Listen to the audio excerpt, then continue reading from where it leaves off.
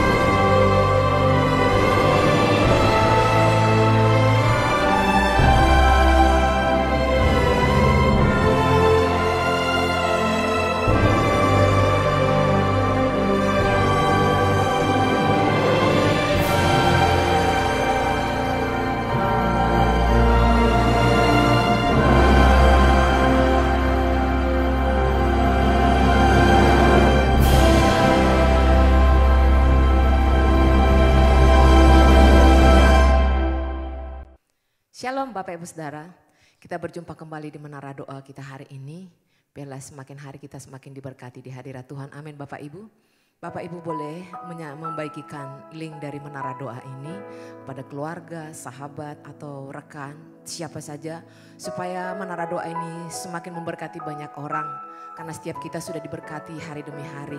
Mari Bapak Ibu yang ada di Holy Spirit Room dan yang mengikuti ibadah ini secara online. Kita persiapkan hati kita lebih lagi untuk kita memuji menyembah Tuhan dari tempat ini. Mari kita berdoa Bapak Ibu Saudara. Kami bersyukur kepadamu ya Tuhan di saat hari ini. Terima kasih buat tubuh yang kuat dan sehat yang sudah Tuhan anugerahkan kepada kami. Terima kasih buat iman yang kuat dan sehat. Untuk senantiasa kami selalu berharap kepada Tuhan. Dan kami selalu memegang itu dalam kehidupan kami ya Tuhan Yesus. Dan kami bersyukur bahwa saat hari ini kami bisa bersama-sama lagi memuji menyembah Engkau. Kami bisa bersama-sama lagi menyembah nama-Mu ya Tuhan Yesus. Karena hanya itu yang kami perlukan dalam kehidupan kami. Tinggal di hadirat-Mu ya Bapa. Sebab lebih baik satu hari di pelataran Tuhan daripada 1000 hari di tempat lain ya Tuhan Yesus. Biarlah kami dengan lebih tekun lagi menanti-nantikan Engkau di tempat ini. Memuji memuliakan nama-Mu ya Tuhan. Tutup bungkus kami dengan kuasa darah-Mu ya Bapa. Bahwa kami lebih dalam masuk hadirat Tuhan. Menikmati jamahan-Mu. Menikmati kuasa-Mu. Menikmati mujizat yang daripada Tuhan. Terima kasih Bapa. Kami sambut kehadiran-Mu di dalam ibadah ini. Haleluya Tuhan. Ajarku mengerti segala rencana-Mu.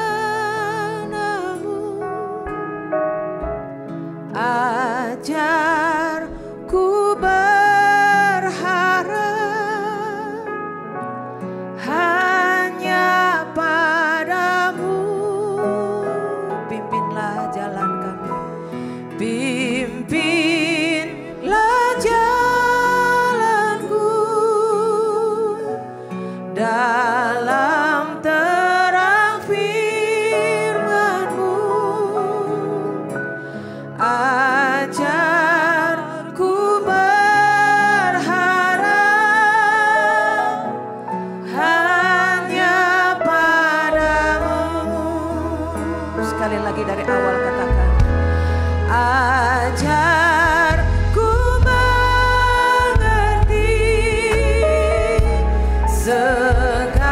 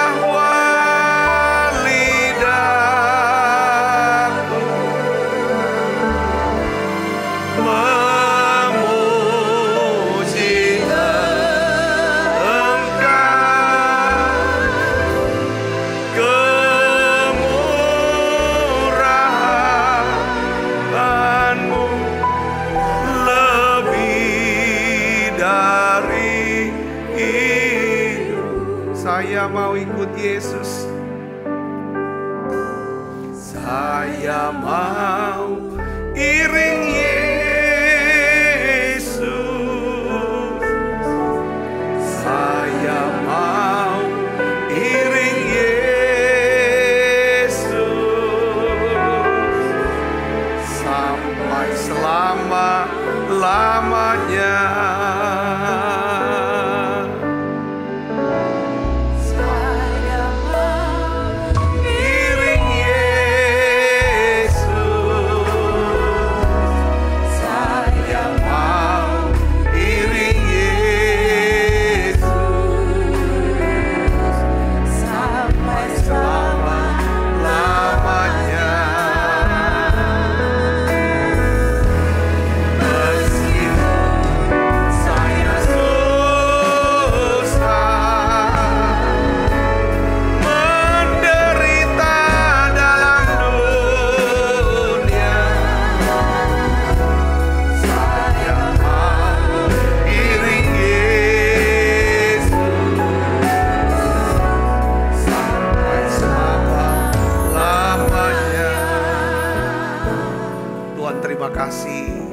Saat-saat indah yang Tuhan berikan buat setiap kami di menara doa ini.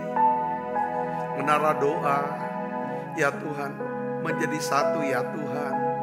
Ya Tuhan, wadah yang Tuhan beri untuk kami bisa belajar makin dekat dengan Tuhan. Kami bisa masuk hadirat-Mu. Kami boleh berdoa, memuji, menyembah-Mu. Dan kami bisa melihat bagaimana perbuatan-Mu yang ajaib Engkau nyatakan ya Tuhan. Kau kerjakan ya Tuhan lewat hidup kami melalui menara doa ini ya Tuhan. Kami berdoa Bapa dalam nama Yesus. Biarlah Tuhan bahwa kami makin mengenal Engkau, makin mengerti jalan-jalan-Mu. Buat kami Tuhan berpegang ya Tuhan kepada ya Tuhan ketetapan firman-Mu dan nilai-nilai-Mu. Urapi hamba-Mu untuk dapat menyampaikan pesan firman-Mu ini. Aku berdoa ya Tuhan, Engkau semakin memberkati anak-anak-Mu ini ya Tuhan. Engkau semakin memberkati anak-anak-Mu yang hadir di menara doa. Baik yang ada di menara doa secara ya Tuhan, di tempat ini, di gedung ini, maupun mereka yang mengikuti secara online ya Bapak. Dimanapun mereka berada, jamah dan lawat mereka semuanya. Terima kasih banyak Bapak. Berkat-Mu turun, satu lawatan Tuhan yang besar buat gereja-gereja akan mengalami penuaian jiwa ya Tuhan. Berikan api-Mu ya Tuhan, api Roh Kudus-Mu ya Tuhan. Pentakosta ketiga terjadi ya Tuhan, dari rumah ke rumah, gereja-gereja ya Tuhan, sehingga kami bisa melihat Indonesia penuh dengan kemuliaan Allah. Terima kasih Tuhan, terima kasih berbicara buat setiap kami hari ini. Kami siap ya Tuhan untuk mendengarkannya. Dalam nama Yesus, semoga kita yang siap menerima firman, sama-sama katakan amin. Tangan yang meriah saudara, silakan kembali Ibu Bapak. Ya, shalom saudara. Nah hari ini saya ingin sharingkan tentang murah hati. Bagaimana respon Tuhan ya melihat kemurahan hati. Saudara, mari kita akan buka Alkitab kita dalam 2 Korintus 9 ayat 8. Ayat ini ini adalah menjadi ayat saudaraku yang menjadi seperti ayat emas dalam hidup saya. Salah satunya dalam hal membangun hubungan dengan Tuhan, membangun hubungan dengan sesama. Ini ayat emas saya. Saya punya satu saudara amplop ya, amplop yang warnanya merah, kami suka sebut sebagai angpau. Ya.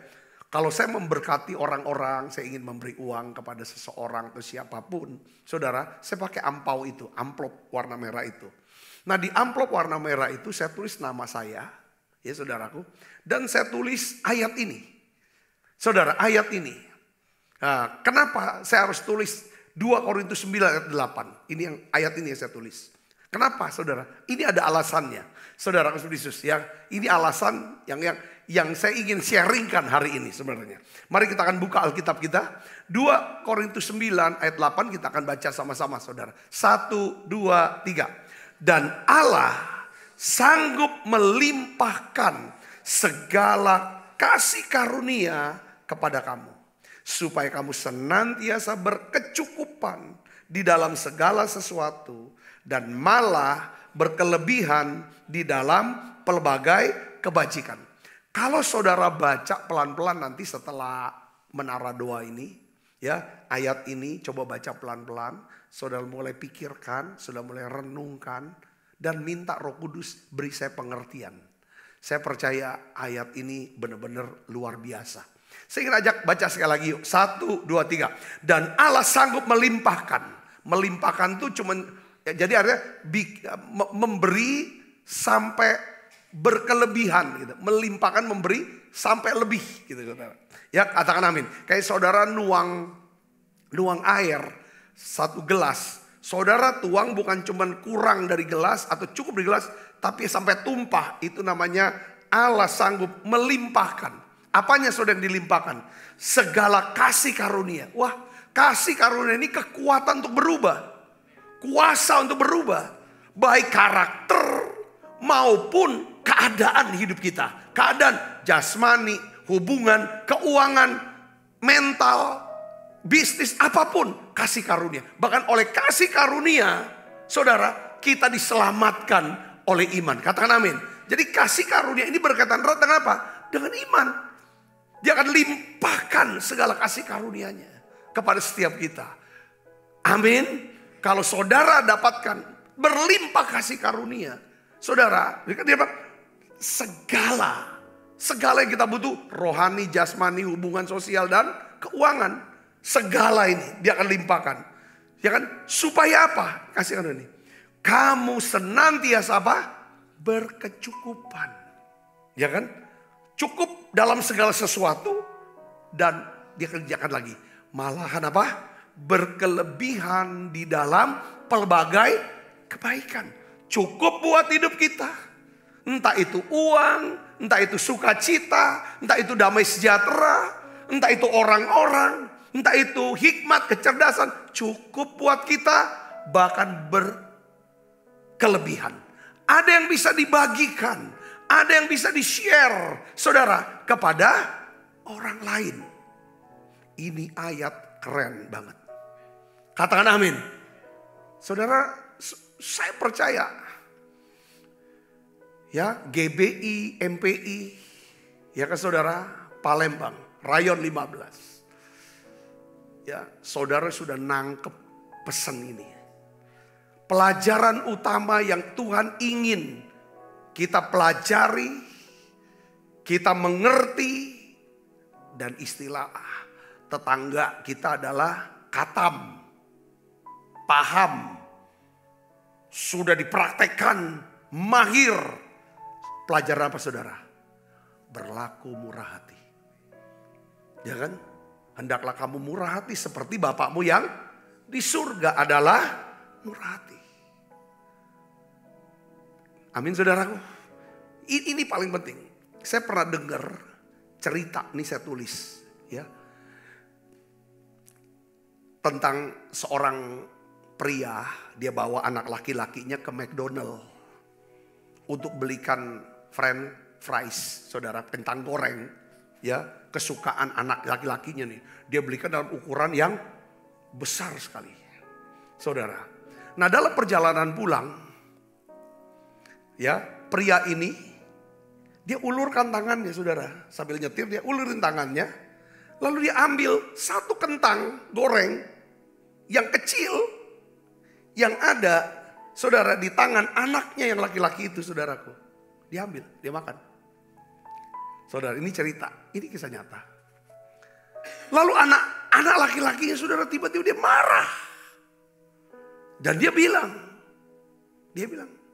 ayah,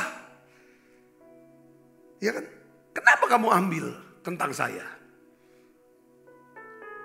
Kamu gak boleh ambil kentang saya, ini kan kentang saya. Jangan.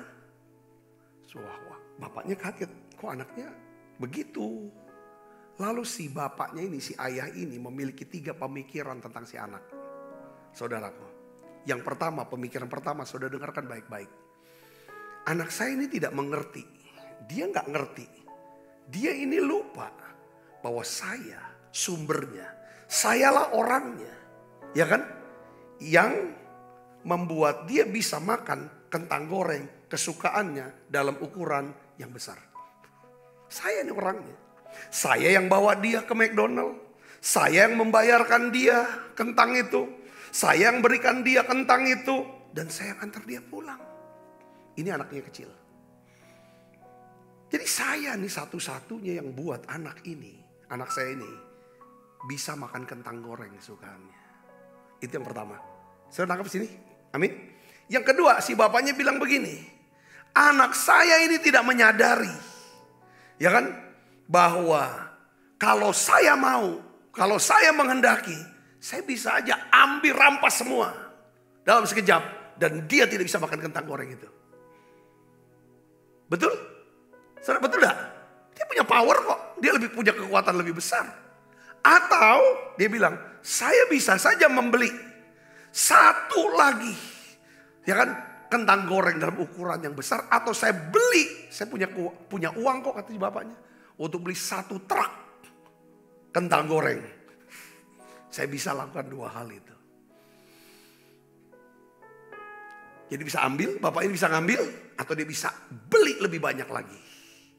Untuk dia kasih ke dia. Kalau seandainya rasanya kurang. Karena diambil satu. Yang ketiga, pemikiran yang ketiga adalah si bapak ini berkata gini. Saya sebenarnya tidak butuh kentang itu. Saya tidak butuh kentang itu. Kenapa? Saya bisa beli kok. Saya bisa beli sendiri kentang goreng itu untuk saya makan sendiri. Ya, atau saya bisa beli 100 karton dengan ukuran besar. Kalau saya mau, kenapa saya harus ambil kentang dia? Saya ingin ajar anak saya ini supaya dia tidak egois. Tidak egois. Tidak serakah. Ini yang hancurkan hidup. Kalau udah egois dan serakah, pasti iri hati. Lalu efeknya ke orang. Aku udah mau anak saya seperti ini. Si bapak begitu. Jadi dari ketiga pelajaran di atas, saudara, ya kan, adalah pelajaran yang sama yang Tuhan ingin kita pelajari hari ini. Kita renungkan bersama supaya kita bisa berlaku murah hati dengan orang lain. Katakan amin. Saya bisa ngerti gak di sini? Sadar gak kita? Ya, saudaraku. Jadi pertama, apa pelajaran pertama yang kita mau pelajari? Tuhan ingin kita selalu ingat bahwa Tuhan Yesus adalah sumber segala sesuatu dari yang kita miliki. Kita punya waktu, siapa yang kasih waktu buat kita? Tuhan. Satu hari dia akan ambil waktu kita. Kok bisa dia mau ambil waktu kita? Betul saudaraku? Ya. Yang kedua, makanya kaget ya. Kadang-kadang kita ini merasa sombong. Oh, saya gak ada waktu lah untuk doa. Gak ada waktu lah untuk urusan gereja lah. Gak ada waktu lah saya untuk ibadah. Ini orang Kristen yang sudah ditolong, sudah diselamatkan, sudah ditolong dan banyak sekali kebaikan Tuhan. Bisa ngomong seperti itu. Itu membuat saya aja sedih dengarnya, apalagi Tuhan. Berbagi. Wah sorry ya. Berbagi. Berbagi kepintaran, berbagi apa yang dia punya. Beri uang, orang buntu kasih. Oh sorry. Saudara, kita harus ingat buat Tuhan. Ya kan? Kita tidak akan pernah bisa memiliki apa-apa. Kita bahkan tidak akan pernah bisa hidup. Jikalau bukan Tuhan yang memberikan semuanya itu. Setuju gak saudara? Kata ini pelajaran nih tentang anak itu. Yang kedua adalah Tuhan dapat saja mengambil semua, ya kan, dari kita dalam semua bisa diambil.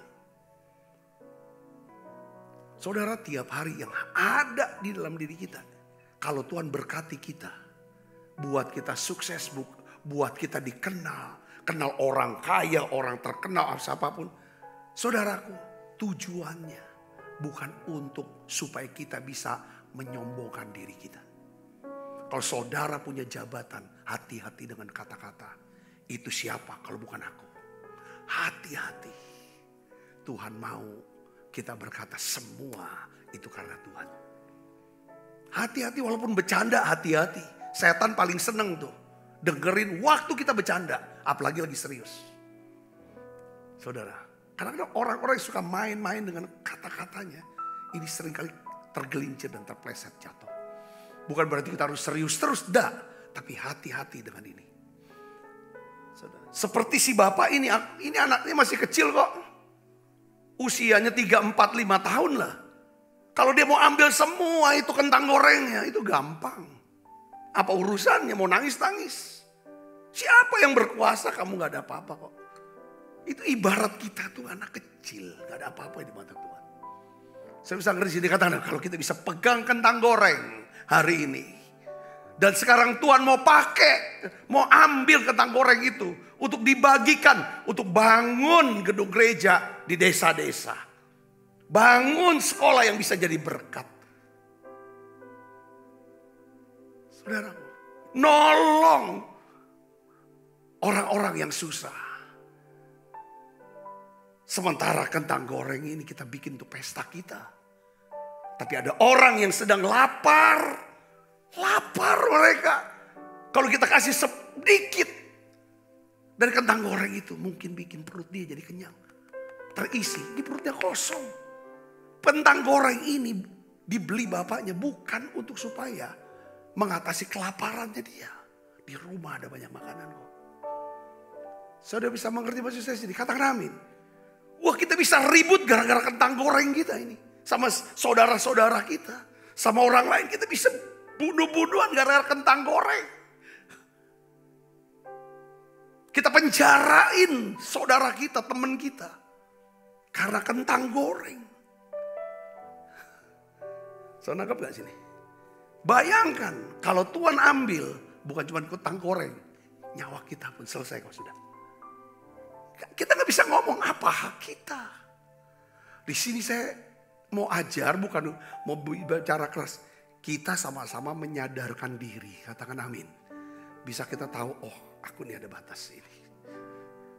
Mari, soal kemurahan hati ini bicara tentang, saudaraku, keintiman hubungan dengan Tuhan. Katakan amin. Ya. Terus yang ketiga. Saudara, saya ingin beritahu juga bahwa Tuhan tidak butuh uang kita. Tuhan tidak butuh kentang goreng kita. Tapi kalau Tuhan mau minta, saya tuh kalau saudara yang ikut menara doa di sini maupun saudara yang sedang online, saudara kalau saudara dengar kata-kata saya ini agak heran aja, ya kan, sama orang-orang yang mempermasalahkan tentang persembahan kepada Tuhan. Persembahan persepuluhan lah, persembahan syukur. Persembahan apa? Itu dibahas, didiskusikan. Yang dia ingin bikin kesimpulan. Nggak usah. Tuhan tuh nggak butuh uang kita, saudara. Nggak usah dibahas. Tapi Tuhan perintahkan, dia mau minta supaya kita bawa persembahan persepuluhan. Dia mau minta 1 kentang goreng kita. Bukan karena dia lapar. Bukan dia butuh uang kita. Itu saya percaya. Itu karena dia mau latih kita. Saudara, supaya kita belajar murah hati. Supaya kita tidak jadi orang egois dan serakah.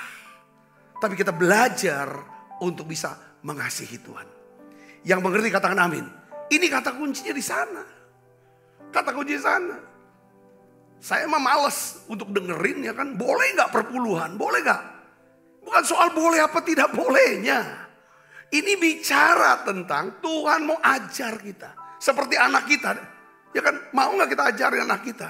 Ya kan, semua dari kita. Boleh gak kalau kita minta? Dikasih apa enggak? Ya kan, kalau kita minta. Lalu sesama anak kita, nanti pas sudah besar. Kalau papa mama mau minta uang kita. Lalu didiskusikan, boleh enggak? Bapaknya tuh punya tabungan mungkin puluhan miliar. Dia minta sebagian gaji daripada anak-anaknya. Tujuannya bukan mau duitnya.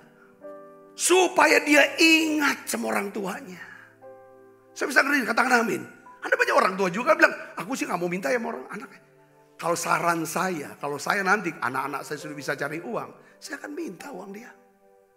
Saya mau tes aja. Ya kan, aku minta, boleh gak bayarin mami papi makan pakai uang kamu. boleh nggak? Ya kan, bisa nggak bayarin aku untuk aku mau liburan? Saudara tahu nggak tujuan untuk apa? Saudara, saya ingin deketin orang ini, anak saya kepada kita. Satu hari saudaraku, saya ingin beritahu kepada saudara ya kan?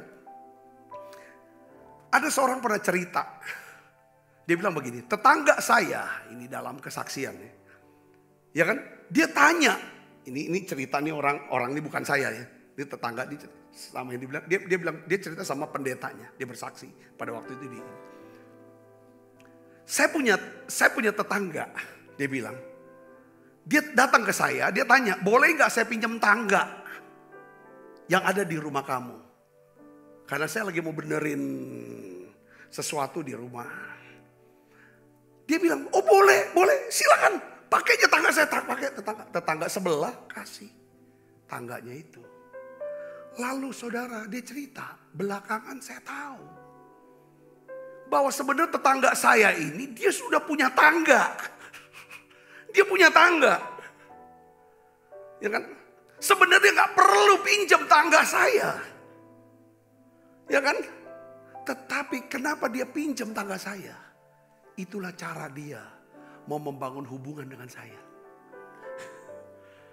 Ya kan? Saudaraku, ketika dia pinjam tangga saya, barang-barang saya tuh merasa saya tuh dibutuhkan sama dia. Karena saya merasa dibutuhkan, saya jadi suka sama dia. Saya jadi mengasihi dia. Akhirnya apa? Saya punya hubungan baik dengan dia. Saya bisa ngerti sini, katakan amin. Dia gak perlu pinjam tangga saya. Saya bisa mengerti. Kenapa si ayah mau ambil itu kentang gorengnya? Saudaraku, bukan cuma untuk ngajar murah hati. Tapi di dalam kemurahan hati itu ada unsur apa? Saudara, mengikat yang namanya, mendekatkan yang namanya hubungan. Karena Alkitab katakan apa? Matius 6 ayat 21 apa saudara? Karena di mana hartamu berada, apa? Di situ hatimu berada. Apapun yang kita gunakan, baik itu waktu, baik itu uang, baik itu tenaga, kita gunakan, kita bagi ke orang, beri ke orang, beri ke Tuhan. Semuanya itu akan menarik hati kita ke sana. Ke sana. Jadi saudaraku, setiap kali kita berlaku murah hati kepada gereja, gak hitungan waktu, gak hitungan tenaga, gak hitungan duit, gak hitungan kepinteran. Gimana caranya? Kalau gereja butuh, saya akan berikan supaya gereja ini bisa menjadi satu tempat yang nyaman sehingga banyak orang bisa diselamatkan. Banyak orang bisa diberkati dengan gereja saya. Kalau setiap pemimpin, setiap pengerja, setiap jemaat punya pemikiran seperti ini, saya yakin gereja akan dipercaya Tuhan untuk satu penuaian jiwa yang terbesar dan terakhir. Yang percaya katakan amin. Murah hati. Saudara harus murah hati dulu pertama dengan gereja. Di mana saudara dilayani, diberkati dan menerima firman. Saudara, itu ketika saudara berbuah hati pada gereja, saudara sedang murah hati sama Tuhan. Katakan amin saudara. Karena disitulah tempat di mana Tuhan ingin memberkati umatnya. Di gereja itulah Tuhan ingin berkati umatnya.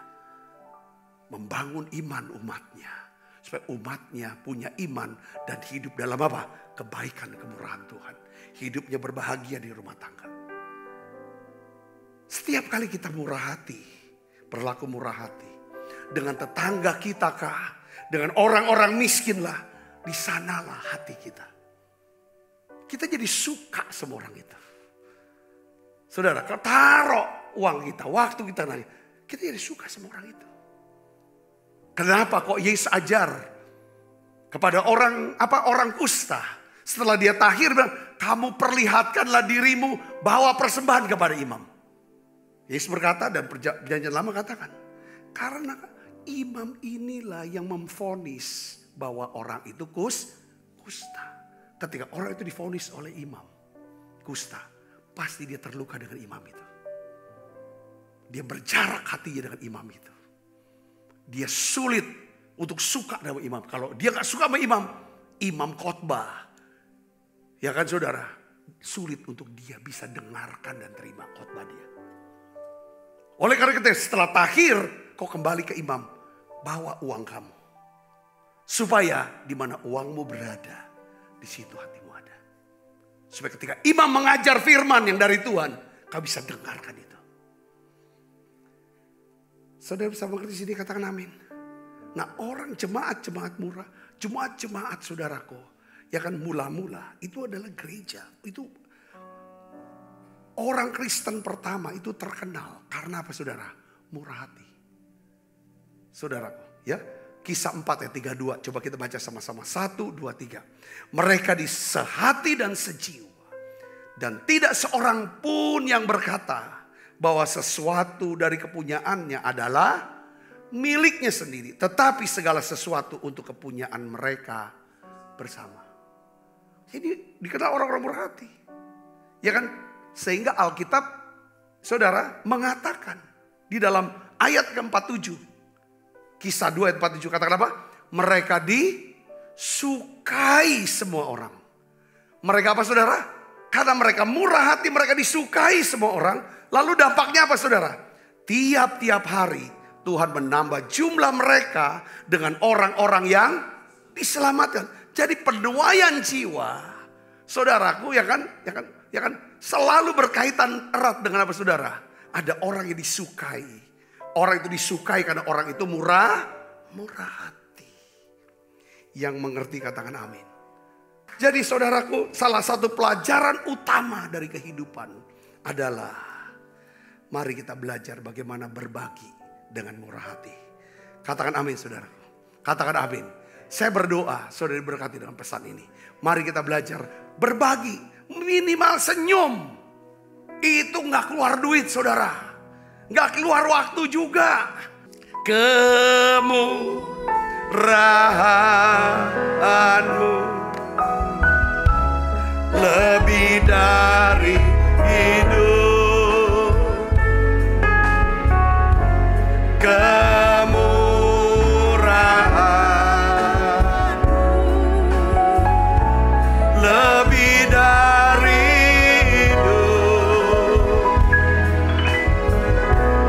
bahwa lidah aku memuji Engkau. Kemurahan-Mu lebih dari hidup. Mari angkat saudaraku. Sebab apa yang telah teruskan kepadamu telah aku terima dari Tuhan. Yaitu bahwa Tuhan Yesus pada malam waktu ia diserahkan mengambil roti, angkat roti. Dan sudah itu ia mengucap syukur atasnya. Ia memecah-mecahkannya dan berkata, inilah tubuhku yang diserahkan bagi kamu. Perbuatlah ini menjadi peringatan akan aku. Saudaraku, bukankah roti tangan kita adalah persuan kita dengan tubuh Kristus? Mari kita makan dalam nama Yesus.